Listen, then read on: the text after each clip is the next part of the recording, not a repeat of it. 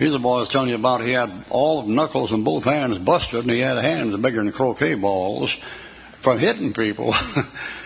And he was one of their hitmen, and he'd hit them with rocks and stones and cue sticks and the pool halls, and he fought them with knives and with fists and for clubs and God knows what, and almost hit his mother one time, and she came to pray for him at night because he thought it was the GIs coming to arrest him. And he told her not to bother him again. He'd already hit his daddy, and he'd already hit his son, and he didn't want to hit her, that guy. And that guy was saved, and he got saved and preached up there in Flint, Michigan for years and years and years.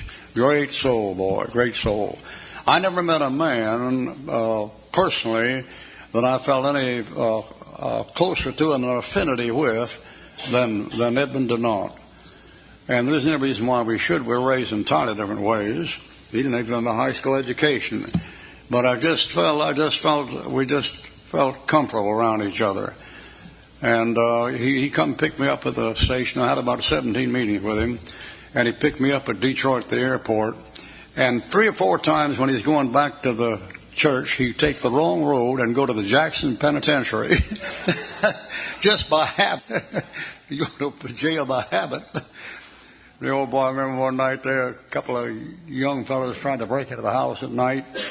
He went out in his night clothes, put on his night clothes, went out on the porch after him. One of them ran, the other one stood and assassin him back.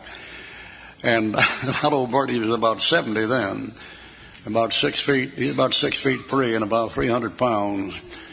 And he reached down and grabbed that guy by his shirt and pulled him up. And he said, "Listen, Sonny, before I was saved, I used to eat sticks like you for breakfast."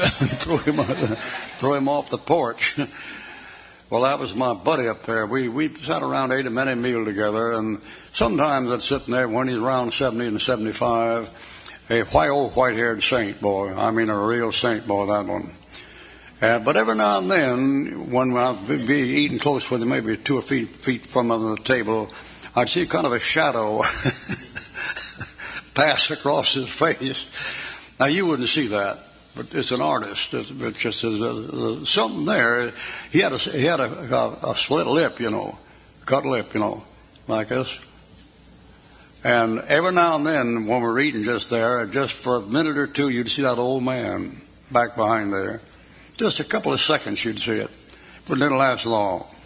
I mean, he was a real saint, that old boy. But every now and then you'd see that thing kind of flicker across there, and that lip go like that.